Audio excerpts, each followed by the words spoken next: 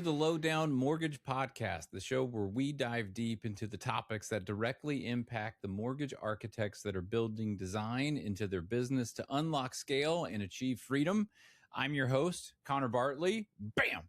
And joining me today is someone who has spent over a decade building, coaching, and recruiting inside the industry, and who still picks up the phone himself, gets on planes, and shows up in person because he believes the best relationships in this business are built belly to belly. Scott Pendleton, welcome to the Lowdown. Excited to be here, Connor. Awesome, man. Well, I'm excited to have you here. It's been a pleasure getting to know you kind of leading up to this and, getting some more insight into your perspective on the business. And I just kind of want to jump into something here. Because you coach experienced originators, not necessarily new folks just getting their feet wet in the industry. And you've said that the foundation of everything you teach comes back to service, not leads, not commission, not conversion rates, service. So where did that belief come from? And how do you actually coach someone into that mindset when their natural instinct might be just to focus on the deal? Yeah, I mean, for me, to be honest with you, it's been kind of the foundation of my careers prior to the mortgage industry. So even in high school, I played sports, but in the summertime, I lifeguarded on the beach. I lived up in the panhandle of Florida. My first real job after going to college for a little while I was in the United States Coast Guard. I spent 4.5 years in the Coast Guard serving. That was what we did. We served every day. From there, I fell into the restaurant industry, the service industry, right? I ran restaurants for a few years. And when I was 30, I got into the mortgage business. So I came from a place of service. And that's just how I always kind of attacked this industry. I always felt like if I could serve my customers the way that I'd want to be served, they'll have a great experience. And as a leader, I firmly believe if I serve our team the way I always wanted to be served by the leaders in the companies that I work for, they're going to have a great experience. So at our company, we lead from a place of service. And not to be corny or I think faith is a part of that, right? I believe in faithful service to the Lord. And, coming from a place of faith and service and growing up in a Christian household all has an impact on the way I've kind of built my business and how I've attacked this industry from day one. Yeah, well, I love that. And thank you for your service in the Coast Guard and for, just giving and the sacrifice that you've made for this country.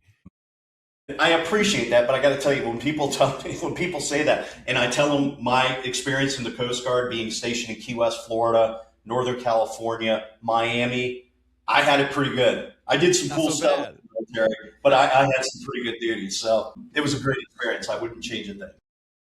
Love that. Love that. And as we were kind of preparing for this episode, you shared a little bit about a referral partner relationship that you have just nurtured over the years with someone from Dublin, Ireland. And it's been, like a decade-long relationship. What has that relationship kind of taught you, and how have you carried that into like your leadership and aspects of that nature? Yeah, so that was kind of a unique experience. I met a gentleman 10 plus years ago. He had just moved to the United States. Actually, he's from Dublin, Ireland. We're the same age, a couple of months apart in age. So we had a lot in common from that perspective. And he had just gotten into the real estate business. I was the preferred lender at a large RE/MAX office here in the Tampa Bay area. And Warren and I, his name's Warren Ring, Warren and I actually shared an office within that, and I would go in the office every day. He'd come in from time. That's when realtors actually used to go to their office once in a while. The one thing that really struck me about Warren in the beginning, Warren is a consummate learner. He wanted to know everything about the mortgage industry. And he would sit in the office with me and he'd listen to me talk to underwriters. He'd listen to how I spoke to customers. He wanted to master the mortgage industry, even though he was never going to do a mortgage, because when he was talking to his customers, he wanted to be the expert across the board. And he saw the synergy, obviously, between real estate and mortgage. We developed a great relationship from that perspective because he loved to learn and I love to teach. So we really connected on that level. We became very good friends. But the other thing that stood out to me about Warren, and this is a gentleman that had a very successful career prior in sales in Germany, actually. He lived in Germany for 20 years before he came to the States. He had a very simple philosophy. if I take care of the customer, if I serve the customer, for lack of a better term, if I take care of the customer, the money will follow. I don't have to chase money. Just do the right thing, take care of the customers. And interestingly enough, he's done extremely well. I mean, literally, his first deal was interesting. Somebody called in and they asked for the, they used to have the, realtor of the day. What did they used to call them back in the day? When you had an office, there was always a realtor on deck or whatever that would take the incoming calls if somebody called the office. And the guy that was the realtor of the day or whatever you called him back then, the term escapes me now because they don't do stuff like that anymore. He didn't want the call because it was like a $60,000 condo deal. And he's like, that's not even worth my time. Warren was in the office, took the call, turned that relationship into years worth of transactions because he was hooked up with an investment group that was buying investment properties all over the Tampa Bay area. So he took that small deal and turned it into something much larger. And today, I spoke to him literally last week. He's built a career. He's already at $11 million worth of real estate sold year to date, halfway through the year. So he's built an amazing, successful career. He'll probably close out somewhere around 20 to 25 million this year. And he's on track. He's ready. 5 years, he's ready to retire, and he's going to live half his year in Ireland and half his year in America. And he figured it out. That's awesome. Well, one of the things that I really take away from that and what Warren is doing is not just, there's a level of service, but then there's also this element of like being a student of the profession and the way you described it, that he really truly wanted to understand the mortgage side of things to be that complete service provider to the buyer, knowing that there would be questions, knowing that there would be things that would come up, and really being able to deliver a full experience. And I think that's super important. Like, there have been a number of loan officers I've talked to who spent a good amount of time in realtor circles, not just prospecting, but being educated on what it's like to be a real estate agent, going to those conferences and listening to their speakers and really understanding what their business development is like and the strategies that go on there, and being able to educate other realtors on what they've learned. There's something to be said for being the best realtor that's never sold real estate when you're a loan officer, right? And to be able to have that credibility when you walk into a room. Absolutely. Speaking of credibility, you still produce. I mean, you're a senior VP. Yep. You keep one foot in production, and you're also coaching. Like, why is that important to you? What does coaching do, or what does producing do for your coaching? Well, it keeps me in the real world of what we do on a daily basis, right? It's very easy to get disconnected when you're a leader in the mortgage industry. When you're not dealing with the day-to-day pain of what's going on with the customer, dealing with the underwriting department, having closings come down to the last minute. It happens, right? We can't control everything. We try to. We tend to be control freaks in our industry. We're all a lot of type A personalities, which is great.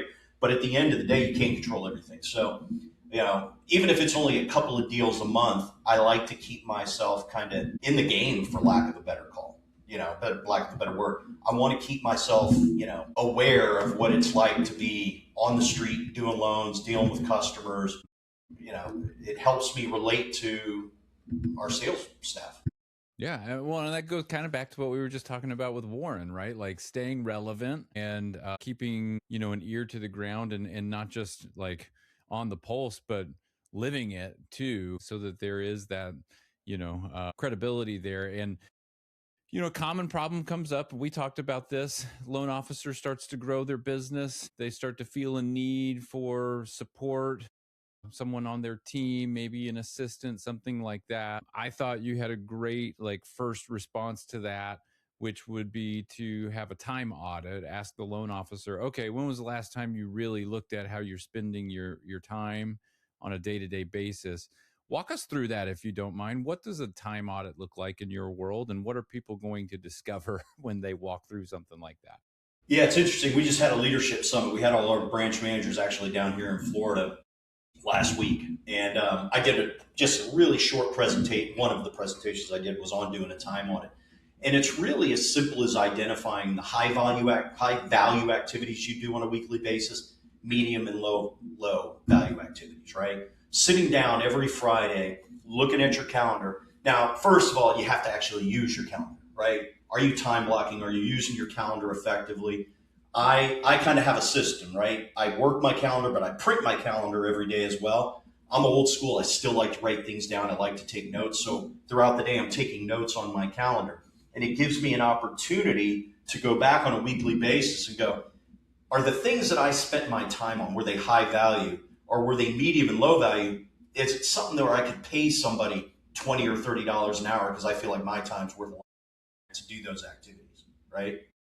That's step number one, is just doing that. And then, really looking at that, I encourage my branch managers to do this over the month of July. For the month of July, do a weekly, and then at the end of the month, let's look at your calendar. And I'm happy to do one-on-ones with them and go over this with them. And let's really determine, these are the areas where I need to spend more of my time, right? High-level activities, high-value activities, and who can help me cut out some of the noise and get rid of all that. Yeah. Well, I think that's really smart. I mean, for a loan officer to know what their hourly rate is, take your number of loans, take the loan amount, and then divide it by 2,000 hours in a year. That'd be 40 hours a week for 50 weeks. You can take 2 weeks of vacation, I guess. But You can try. Yeah, come up with that number. And when you see that in front of you and you go, man, my productive time or my time is worth $250 an hour. It really puts into perspective that you're spending $250 an hour for every time that you're putting together your own Canva flyer, for every time that you're chasing down those documents that someone that was being paid $20, $25, $30 an hour, depending on the market, right? But that someone else could be doing at a considerably less pay rate, that would free up that time for you to now go and do $250 an hour activities and increase that. Yeah, I remind my team all the time. Our real job is sales and marketing as originators. That's where we should spend the majority of our time. If you're just originating today and you're not spending 70% of your time on sales and marketing, you need to really evaluate where you're spending it. Yeah, well, that's the distinction, right? The originator. Right. So Yeah. it's right there in the title, right? Yeah. Now, what I liked about learning, or what I enjoyed learning about you, is that you do something that I think is really important in this industry, which as a leader, you have a roadmap, a plan that you put in front of originators as they transition from one stage of growth to another. A lot of times this industry gets sort of a reputation for just go figure it out, kiddo. And so for someone in your role to put that together, I think is great. It's what everyone should be doing. But is there in your opinion, is there a volume number or a unit number that, is sort of seen as like that transitional time in a loan officer's career? I have plenty of conversations with LOs and the number is different depending on who you talk to, but like, what is your opinion on when a loan officer should really start thinking about, okay, I'm transitioning into a new stage of my development. I'm going to need these things to get me, there. Yeah, I mean, it's kind of a moving target, right? You could talk about it in the aspect of units because, I mean, I look at our branches around the country. We have some with average loan sizes still in the $200,000 range, where a lot of our offices are 300,000 plus, right? I would say somewhere between, depending on your market, 15 to 25 million, 20 to 25 million kind of being the target that I look for. If you're doing those numbers, you're probably doing somewhere between 4 to 6 units a month, maybe 8. Somewhere between 4 to 8 units a month consistently. At that point, it's time to start thinking about transitioning to some sort of sales leadership, branch management role, maybe starting your own P&L, right? The roadmap, it's not complicated. And we try to take our roadmap, and we have more than one roadmap, right? There's a roadmap for, as a loan originator, how do you go from loan originator to being your own brand? Right. And it's not as simple as just, I want to start a DBA someday. There's a path. There's things that need to happen. You need to work your way up. There's also a roadmap for, how as a branch manager, am I going to recruit people? What do I need to do? What's my success plan on a weekly basis as a branch manager to recruit? Because you're in the business. The hardest thing to do as a branch manager because you're running a branch, especially if you have your own P&L, you've got a team of loan officers, some do, some don't, and you're originating, recruiting becomes a real afterthought. Sure. It's not the focus. Do you have a company that's going to help you when you do have that initial conversation with a candidate and take them to the next level? So there's more than one roadmap depending on where you are within your career. And that roadmap for an individual might be, I want to be on a P&L and have my branch, but I don't want to hire a bunch of loan officers. I just want to do $50-60 million a year in production myself. And as well as I do, an originator making, doing $40 to $50 million in production, they're making more money than their friends that are doctors, their friends that are attorneys. We have the ability and the opportunity to make a tremendous amount of money in this industry, but you have to have systems in place and you have to have a plan. It doesn't happen by mistake. Yeah, it truly is an industry where you can make heart surgeon money with a GED. And no doubt about it. And it's crazy. Now, what a lot of originators struggle with, though, so you get to that point, 4 to 8 units, and you sort of referenced this earlier. There's a control aspect, that because now you're at a fork in the road of, okay, if I'm going to take this next step, I'm going to have to give up some control. I can't be involved in everything at all times. After all, that's sort of the point of growth, is that you continue moving forward. And I find a lot of originators eventually plateau because they just can't give up that control. What advice do you give to someone who's at that place? What should they be looking for in someone that they hire to kind of take on those responsibilities so they can free up their time and continue on this, keep the momentum going with the growth that they have? Yeah, and that's an important conversation, and I coached with, for years, a gentleman named Derek Cheney. And what I learned from Derek many, many years ago, and it was a hard lesson to learn, is, nobody's going to be you, right? If you're looking for somebody that's going to replace you, you're dreaming. You need to find somebody that can do 75 to 80% of what you can accomplish in a week, right? And what we talked about in coaching with Derek was real simple. Number one, look for A people, A players, not necessarily experts in the mortgage industry. Maybe they've got some mortgage experience. Maybe they don't. Maybe they're brand new to the industry, but are they an A-level person? Do they have high integrity?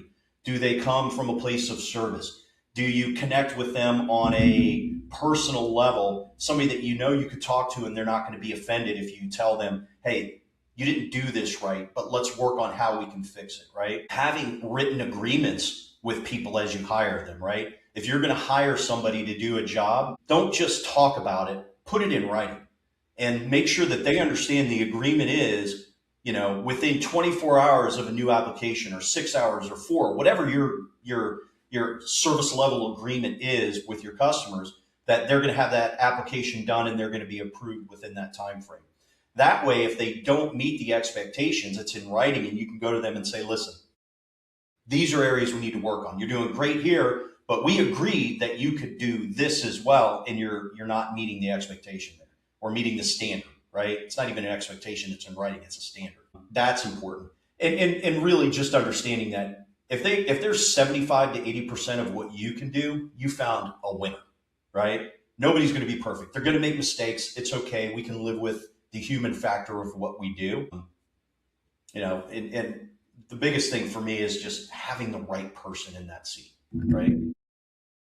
I've even heard the case be made, and of course we don't want to wish for mistakes, but that there is a positive spin on that person maybe having a slight kerfuffle here and there. It gives you, as the originator, the opportunity to come in and save the day, be the hero, and demonstrate your value and how you are going to always be there to make it right. And I think that, like I said, not that we want to wish for that or plan or make it happen intentionally, but there is some positive to the opportunities to come in and sort of show your value when something goes wrong. So yeah, I think that's a great, the other thing is, let's be honest, as individuals, you go back and look at your past. I've learned a lot more from my mistakes and failures than I have when I was successful or won. When you feel the pain, when you lose a deal because you just screwed up, and I've done it a lot of times in my career, where I misquoted a guideline or misunderstood a guideline or just didn't have the right conversation with the borrower. And I know I lost that deal because I screwed up. I learn more from those lessons because they hurt the most. Yeah, totally. Totally. Well, I want to touch on something because I mentioned it in the introduction, and you are a great example of this in practice, which is just the belly to belly meeting in person kind of element of this business. We're in a world of that's becoming more and more virtually dominated. We've got Zooms, we're doing a podcast, thousands of miles apart or whatever. But I mean, you have literally gone to a Yankees game, drove to Ohio, then all the way back down to South Florida, all like within a short stretch of time, just Yeah. because getting across the table from someone's really important to you. What does face to face offer that you can't do virtually?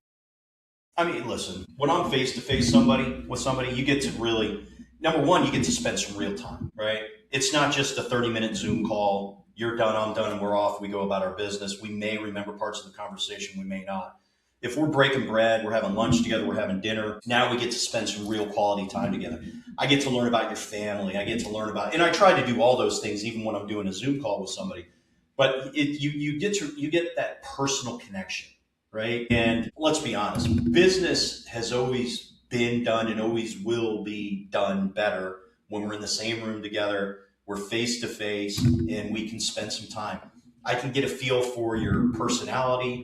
You can get a feel for mine. I'll know pretty quickly if you're a high character person, if you come from a place of integrity, and just it's quality time, right? Quality over quantity, for sure. I mean, perfect example at our leadership summit the other day, one of our branch managers, he's been with us for about almost 2 years now. He was recruited by one of our regionals, and they knew the regional, but they didn't know him that well. And it was between us and another company, and they were in the South Carolina market. So I flew up to South Carolina. I took them all to dinner. And he said it point blank in our meeting last week. He goes, if Scott hadn't have flown up and come and sat with us and taken us to dinner, and I took the whole group, everybody on his team at the time, we all went to dinner. He goes, we wouldn't have come to Yemen. That was the differentiator, right? And that's all I need to hear. Now, I'm fortunate. I'm an empty nester. I don't have kids at home. My wife loves it when I travel. She gets a break. So, for me to go on the road for 2 or 3 days, it's not an issue. I like doing those trips. Gets me out of my space a little bit, out of my comfort level as well. It's just a whole different level of connection. Yeah. And an observation that I just want to make as someone who recruits is instead of flying them into you and getting them to like the corporate office, which I think is, it's a Yeah, we do that plan, sometimes. right? Bring them there. But man, going to someone and going to their market and going and meeting them and like that is such a different feel to the whole process. And I think it really does make a huge impression on someone, especially if they're in like a small market or a mid-sized market and not some major metroplex. But if you're going out to Odessa, Texas, where or somewhere like that where it's very meaningful to the loan officer and that team that a leader that they would potentially work for is taking that step. And so for anyone who's in that role, I think that's a great call out. Yep, for sure. So Scott, I want to end on this, and I'd be curious your thoughts. I mean, we've talked industry wide, you and I together, like we've talked about the commoditization of mortgage and how rare it is for companies to have like true, genuinely unique value proposition, something to really offer. If you were designing the perfect value proposition for a loan officer, what would it have to include for that originator to be worth making a change, going through the pain of change? Yeah. I think the better question, not that that's a bad question, don't get me wrong. I think the better question is, would I be able to succeed more at this organization than the other? Right? Sure. Yeah. Even if you're happy where you are today, right? But good company, let's say you've got great ops people, your loans go in, they close on time, everything's great, but you feel stagnant, right? You're not really increasing your business. Why is that, right? Is there an opportunity where you could also have a great ops team. You can also have a great culture, a company with high average tenure like ours. You can have all those things, but also a team that's going to help you succeed. Can I increase my volume? Does the company have a roadmap to success for me? Right? It's not just about I work at a great company. Am I actually increasing my volume on a monthly basis, or yearly basis, right? For me, what I always kind of tracked is my goal is always to increase my business at least 25% a year.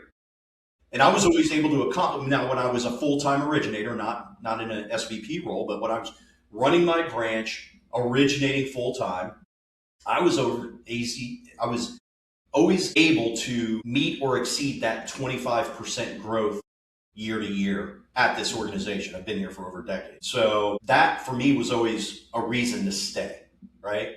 And if you're at an organization where you're able to do that, 25% or better every year, you might be at the right place. And that's okay. But if you're not, it's worth really taking a look at. Even though you love the company, love the people, are you able to grow your business? And we have to grow in our industry. We have to grow. It's grow or die. Yeah. Yeah. Totally. And I love the way you frame that, because there is absolutely space there to evaluate things and realize you're in the absolute most perfect place you can be Mhm. to achieve what you want to achieve. It really is all about like what is available for you from a resource standpoint to get to where you want to go. How much resistance are you going to run into along that path? And does it make sense to leave where you are to maybe expedite that process Yeah. and Yeah. get to where you want to go faster? Yeah. So And I listen, there's appreciate some that. great companies out there. Your company's an example of that. Nobody's the perfect fit for any one company, and no one company is the perfect fit for any one person, right? You just have to find where you're comfortable and ultimately where can you succeed. Yep. Totally. Well, I appreciate you, Scott. Thanks for being on the lowdown and kind of sharing your perspective. I want to give you an opportunity before we officially say goodbye. Is there anything we didn't talk about, that maybe a question I didn't ask, something that you were hoping to have an opportunity to share that you'd like to just sort of get out there before we say goodbye? I want to give you the floor here. Yeah, I mean, listen, we covered a lot today. I think we covered enough. The reality of the situation is, as a good originator in our industry, you've got opportunities. Don't shy away from looking at opportunities, even if you're happy at a company. Exploration, I think, is always healthy, right? It's smart to look outside of your organization from time to time, even if you're extremely happy. Have conversations, get to know more people in our industry. One of the biggest mistakes I see people make, and I can use an example of a friend of mine in this market. We became friends. He was at a company for 15 years, and we spoke real briefly after he left that company. And he told me the biggest mistake he ever made was not getting to know more people outside of his organization. He thought he was going to be at that company forever, right? That's where he was going to retire. And when it didn't turn out to be that, he had no connections outside of his organization. He was starting from zero, right? So he made some poor choices. The first two companies he went to after he left that company didn't work out. He found a great home now. He's a great guy. We talk once in a while. He's another leader in our industry. Get to know that there's amazing people in our industry. We don't have to work for the same company to be friends. It's okay. You're allowed to be friends with the enemy, you know? Love that. Yeah. Get to know people in our industry, because you just never know what's going to happen, right? There's mergers and acquisitions. Who knows what's going to happen? You don't know what's going behind the scenes at any one company necessarily. Make lots of friends, make connections, and get to know people outside of your organization. I think that's really Absolutely. good advice. And so much value in being a connector too. So that's great advice, Scott. I really appreciate that. And so for anyone listening, before you go today, if anything we talked about landed with you, I want to point you towards two things. First, the Lowdown Mortgage Community newsletter. It's weekly content built for producers who are ready to build something bigger. You can subscribe at lowdownmortgagecommunity.com/subscribe. And then second, if you are in that demographic, let's call it that range of production that's doing 7 to 12, 14 loans a month, and you've got that feeling that something in your business just needs to change, but you just can't quite put your finger on it, I built something for you. It's the Lowdown Diagnostic. It's 3 assessments, will take you 5 to 10 minutes and gives you a real dollar figure on what your current setup is costing you every month. Find out where you're losing time and money, the strategic hire that will give you the most leverage, and the stage of growth that you're in currently, and what you need to do next to get to that next stage. That's lowdownmortgagecommunity.com/diagnostic. Go check it out when you got a chance. Scott, thank you for coming on the Lowdown, and I wish nothing but the best for you. You too, buddy. It's great meeting with you today and talking to everybody.